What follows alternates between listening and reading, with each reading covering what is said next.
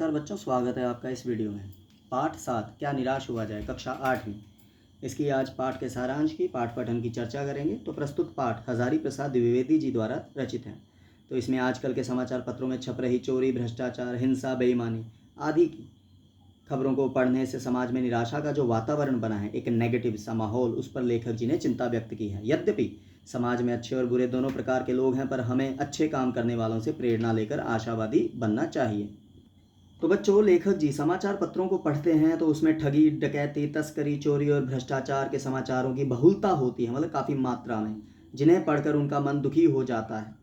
इनमें एक दूसरे पर आरोप प्रत्यारोप किया जाता है। इसे देखकर तो यही लगता है कि देश में कोई ईमानदार रह ही नहीं गया है। ऐसे में हर व्यक्ति गुणी कम, दोषी अधिक दिखता है।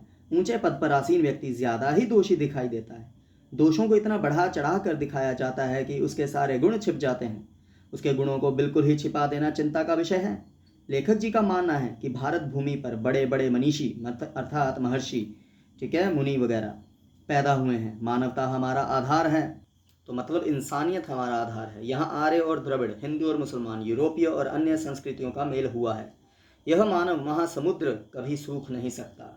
यहाँ विभिन्न जातीय रूपी बूंदें मिलकर मानव संसार रूपी महासागर बनाती हैं।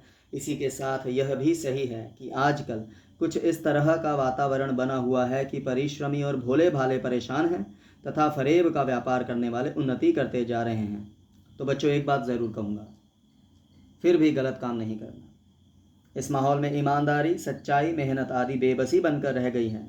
इससे जीवन के मानवीय मूल्यों के प्रति लोगों की आस्था विचलित होने लगी है, पर आपने नहीं होने देनी। तो भारत वह देश है जहाँ भौतिक वस्तुओं के संग्रह को महत्व नहीं दिया जाता। यहाँ मनुष्य के आंतरिक भावों को ही विशेष माना जाता है। हर व्यक्ति में लोभ, मोह, काम, क्रोध आदि भरे हैं, पर इन्हें प्रधान मानकर मन को इनके इशारे पर नहीं छोड़ना चाहिए। इन्हें संयत रखकर कंट्रोल रखने का प्रयास करना चाहिए और आवश्यकता अनुसार, ज़रूरत के अनुसार तथा ही इनका प्रयोग करना चाहिए।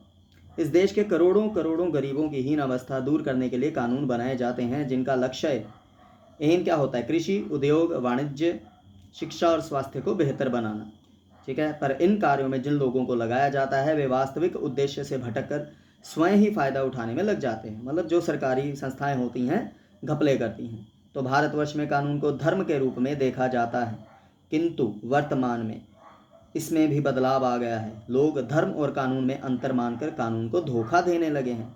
लोग धर्म से तो डरते हैं, पर कानून का अनुचित लाभ उठाते हैं। आपको पता है ना, अदालतों में मैं गीता की कसम खाता हूँ, मतलब जो धर्म ग्रंथ है, झूठी कसम खाते हैं लोग। कहने को कुछ भी कहा जाए, पर धर्म कानून से बड़ी चीज़ है। धर्म ही है जो सेवा, ईमानदारी, सच्चाई और आध्यात्मिकता का मूल्य बनाए हुए है। धर्म दबा ज़रूर है, पर नष्ट नहीं हुआ।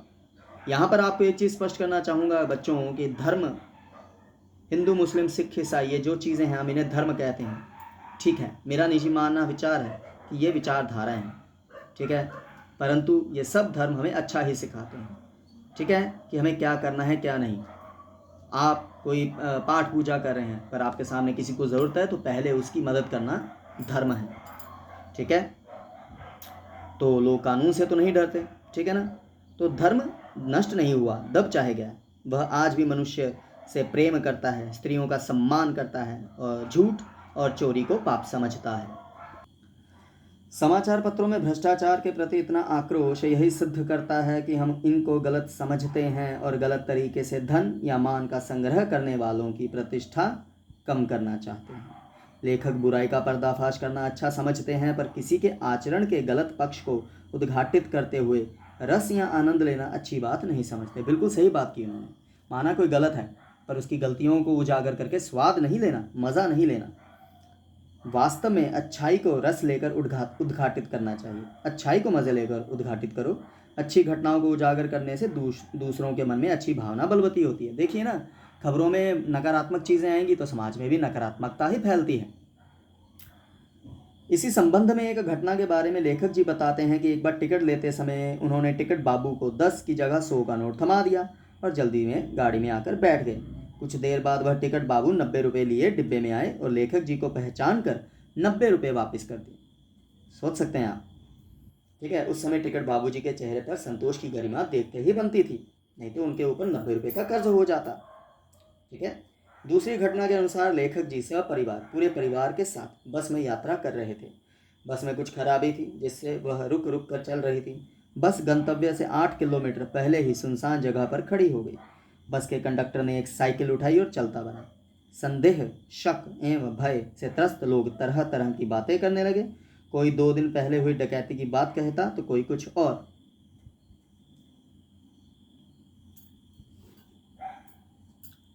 तो लेखक मतलब लोग तरह तरह की बात कर रहे थे। तो लेखक सपरिवार थे, मतलब बच्चों के परिवार, मतलब पत्नी जी के साथ। बच्चे पानी पानी चिल्ला रहे थे परंतु पानी वहाँ नहीं था। कुछ नौजवानों ने ड्राइवर को पीटने का मूड बना लिया, ठीक है, मन बना लिया। तो नौजवानों ने ड्राइवर भाई साहब को पीटने का मन बनाया। लेखक जी के समझाने पर नौजवानों ने उन्हें बंधक बना लिया और अलग लेकर चले गए।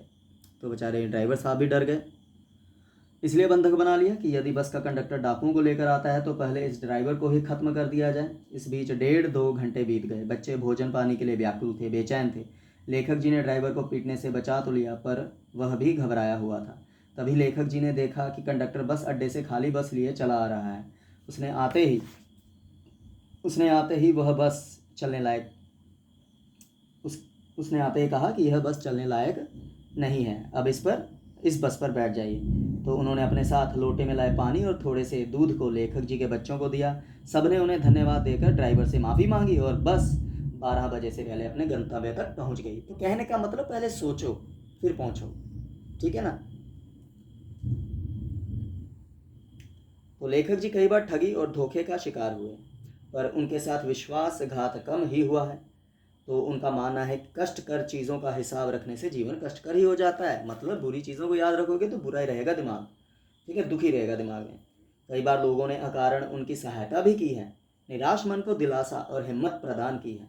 रविंद्रनाथ टैगोर जी ने ईश्वर से प्रार्थना करते हुए लिखा है कि यदि केवल धोखा खाना पड़े या नुकसान उठाना पड़े तो भी हे प्रभु इतनी शक्ति देना कि मैं तुम्हारे ऊपर संदेह ना करूं, शक ना करूं।